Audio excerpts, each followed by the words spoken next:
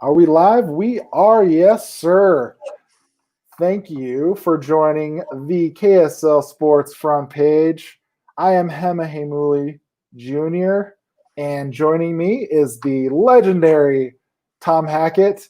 Tom, this segment is brought to you by University Federal Credit Union. How you been? It's been a minute since we've talked. It's been, probably the KSL Sports front page a couple of weeks ago, Hem. It's been. Wasn't it? Oh, man. It feels like months ago that this happened. I know time flies when you're in the middle of a pandemic. It's true. I mean, we celebrated the 4th of July. Were you able to do that also? Yeah, it wasn't the usual celebration, but it was pandemic celebration. Just spent the time with family and had some good food and, awesome. birthday. Will you drop your Insta handle? Because that's a great follow, especially if you're really into food. Because Tom makes some delicious food. And at Tom Can't Hackett. What's yours? You're a good follow too, Hem. Mine's at X_Hems. I'm not as good a follow as you, but yeah, I do enjoy seeing the food that you were able to make. I was able to, smoke some ribs over this 4th of July weekend, and it's been fun. I saw that. Did you have like a big? What do you guys call them again? Is it luau's? Oh yeah, we did have a luau. Luau. Sorry. I knew I got that wrong. No, it's fine. Oh yeah, we totally did. My parents came from out of town. They live in Colorado, and yeah, we had quite the brouhaha at my house with Polynesian food and smoked ribs, and we talked sports. My brother that plays at Stanford, he was able to join us, and that kind of segues pretty perfectly into what's happening here on the front page. Should we just get into it? Yeah, let's get going. Okay. So, as many of you have heard, the Big Ten Conference, let's see. Let's go into this article here by our very own Mitch Harper. Earlier this week, the Big Ten released a statement saying that they would only play conference football games this college football season. That's kind of a bummer, and it actually hurts BYU just because they were slated to play Minnesota and Michigan State this year. But now, because the Big Ten's going to a conference-only schedule, BYU is going to have 2 spots to fill. So what do you think about that, Tom? This is kind of unique. This has never happened to you personally, right? Like, obviously, the pandemic, it's never happened. But, rescheduling kind of sucks.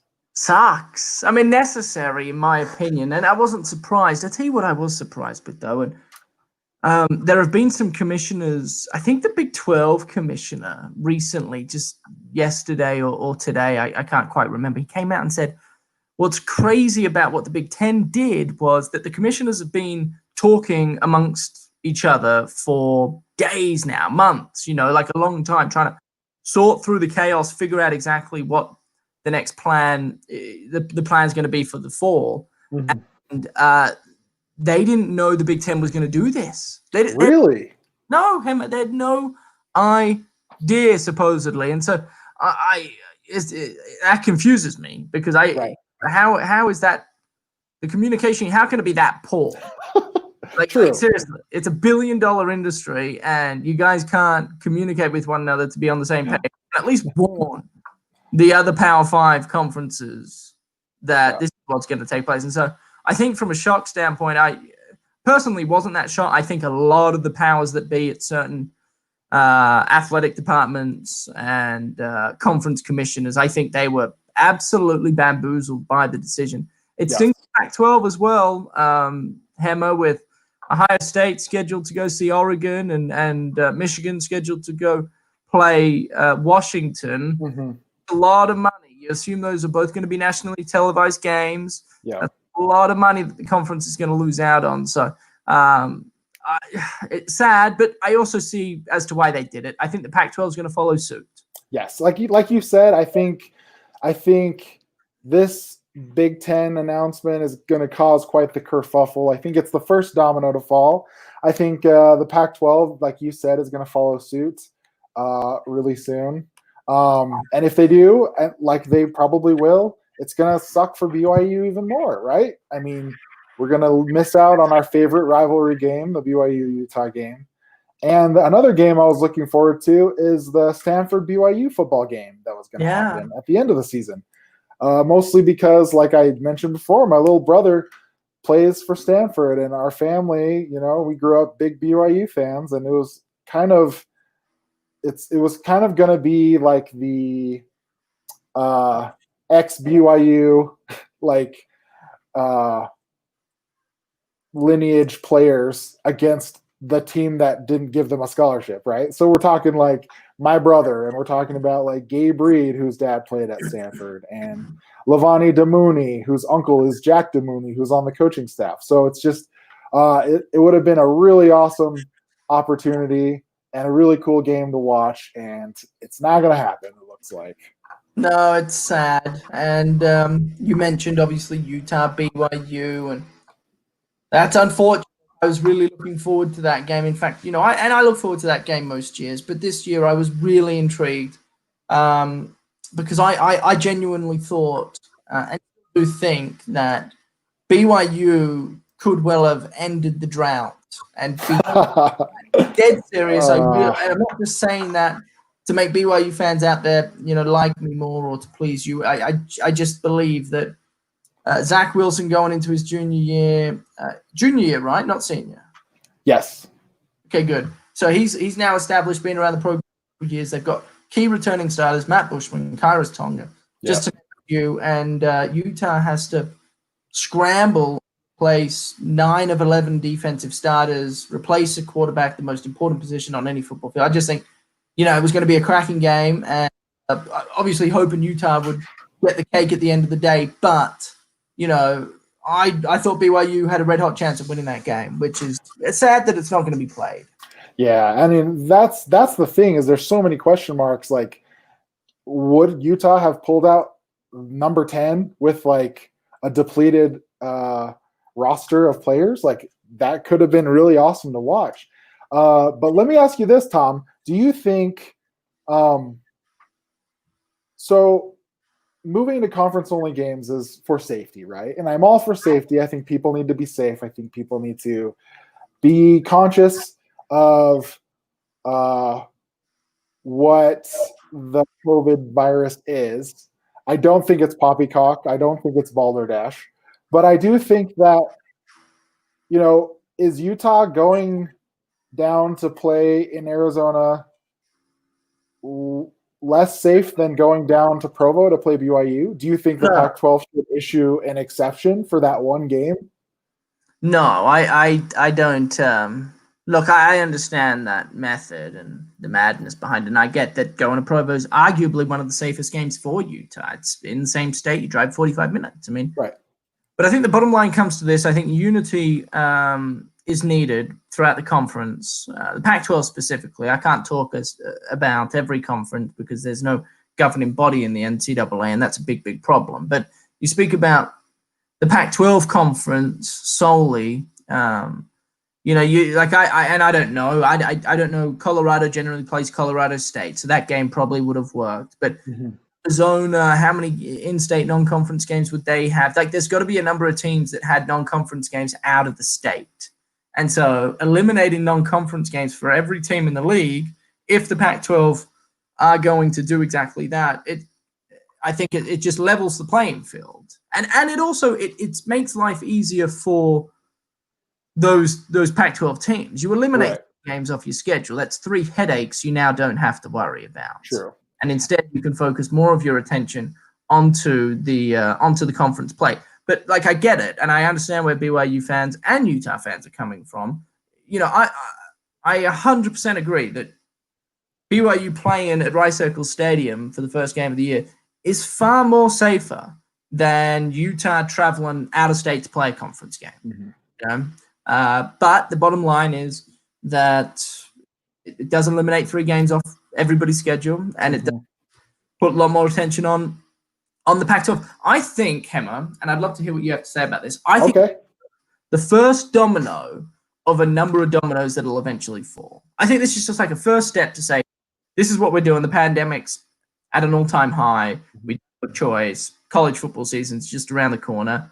And then I think in a couple of weeks' time, we're going to see something else. And I think eventually, if the season doesn't end up getting canceled, I think what we'll see is, for example, Utah. I think Utah will play 5 games against every Pac-12 South opponent. And then the winner of the Pac-12 South will play the winner of the Pac-12 North, who will only play Pac-12 North opponents. And so it'll be like a 6-game max season. But that's just my best guess. I don't have any insight. Yeah. I just think they try, and maybe even, and I know people are sick of kind of hearing about this bubble idea, but maybe the Pac-12 South all goes down for a month and a half and spends time in Las Vegas or, wherever, Southern Utah. Like, honestly, you could play it at a high school football field. It doesn't really matter if you're not going to allow fans, and they matter. But I just think this is the first domino of a few to fall. What do you make of it, Tim? I think I think you're right. I think you're onto something. This is interesting. A comment from our very own Madison Hinkhouse. She says she's heard that the method behind conference only is that there would be less games in order to be able to push the season back and cancel / reschedule if needed. Yeah, I've heard that too. Right. And it's a valid point also. I think that's it's necessary to have that flexibility in case the season doesn't happen at all. And knock on wood, because we don't want the season to be canceled, So I think also there are going to be games that are going to get canceled. Like, that's inevitable. And so you eliminate games to this point. It does, open up a few weeks here and there to potentially replay them at a later date. So that makes total sense as well. And that thing kind of it makes total sense also if your team is in a conference. You know what I'm saying? Like with BYU, now they've got to scrape together a conference. Scrape together a schedule. What are they going to do, Hema? So I've heard some ideas floating around of, our very own Zach Hicken mentioned that, they're bringing UNLV. They're going to play Boise State. Word on the street is that they're going to still play Boise State. But there's the NCAA, actually. Let me see if there's an article about this. I think it's too new. This just barely happened. Yes, right here. By Mitch Harper. The NCAA, this just happened today, a few hours ago. The NCAA approves 2 wins against FCS teams as counting toward bowl eligibility. And that's the biggest move right now that BYU is going to have to make, because they can fill their spots with FCS schools and in-state FCS schools, and like Weber State or SUU or even Dixie State. Like, there's 3 options for BYU to schedule. I would love to see Kalani go up against Jay Hill. I think that'd be a really fun matchup to watch. Plus, there's like a lot of history between a lot of the players, and so I think that's what BYU is going to have to do. I've heard other rumblings of like perhaps like the Big 12 could bring in BYU and like Notre Dame for a one-time kind of thing to help fill out their schedules, but I don't know. Who knows? I don't know what's going to happen. It's pretty silly, man. It's like. Can I just say? Yeah, go ahead. You were going to add one of those words right there, weren't you? Yeah, I was going to add a word. Yep. Sorry, say the word, and then I totally knew it. No, go ahead. It's all right. I'll work it in later. Okay, because you said too early, and I pretended like nothing happened. People that don't know, go check out Hema's Twitter page at @x_Hems. You'll hear more. But what was I going to say? Oh, I was going to say I'd love for Utah to BYU to be included into the Pac-12 this year. I'm all about that. That would be fantastic. And I know a lot of Utah fans aren't like this, and I can't quite figure out why. And maybe because now they feel like they're the big brother looking down on BYU as the little brother, and that brings enjoyment to them. But I disagree personally. I would love nothing more than for BYU to join the Pac-12, albeit just for one season, and to see how they go, to see if they can cut it, and if they can play then maybe down the road we think about bringing them in. It would hurt. Yeah, I know why Utah doesn't want to do it, and I know why Utah fans don't want to do it. It's because then all of a sudden you're on a level playing field, and certain recruits that maybe Utah was always going to get out of the state or the neighboring state, now there's a chance BYU might get. I get all that, and I understand. I'm all about Utah winning, but I think it'd be great for the rivalry. I think it'd be great for the state, more importantly. And I'd love nothing more than to see BYU join the Pac-12 and with. Look, you guys beat USC last year. You beat Arizona last year or the year before. You've had success against certain Pac-12 teams, and I think it'd be fun. That would be fun. Plus, it would give us a chance every year to finally beat Utah. Yes. So we'll see what happens. Let's say we move on to some soccer news, Tom. Let's do it. So let's go to this one first. Because as you know, end of this month coming up, we're going to have live sports back, and we're all very stoked on that. We'll talk about NBA basketball a little bit later, but playing first is the MLS. So Sunday, July 12th, so in a couple days' time, Hem. Yeah, really, really soon. They're really, really soon. They play Colorado, and it's a 6:30 kick. Yep. In Florida. So not to be a weenus, but we noticed that here at KSL, we noticed that when the MLS drew 4 teams to play, right, into groups, it's kind of fishy, right? RSL got pulled into a group of like the Rapids, Colorado Rapids, and Sporting KC, SKC, right? Yep, and Minnesota, that's right.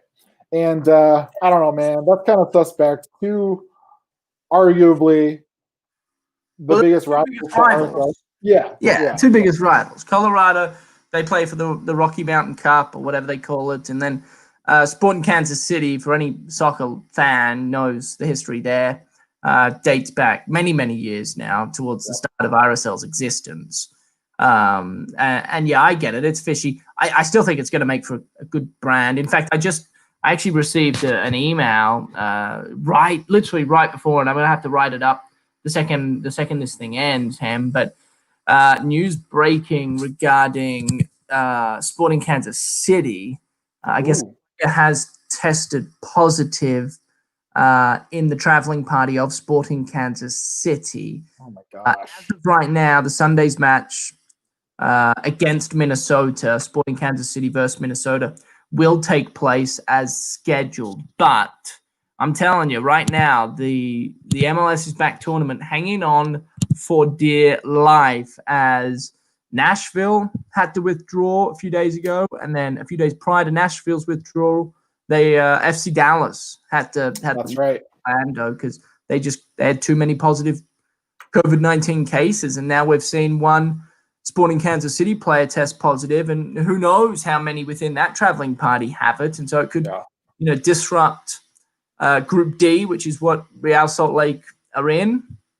But fingers crossed, it's just a one-off incident, and player caught it, who knows where, touching his hotel door handle, whatever, and it hasn't contracted other members of that traveling party. But not great news for Kansas City and the league as a whole. You want tournament to continue. They've started playing their matches as of last night.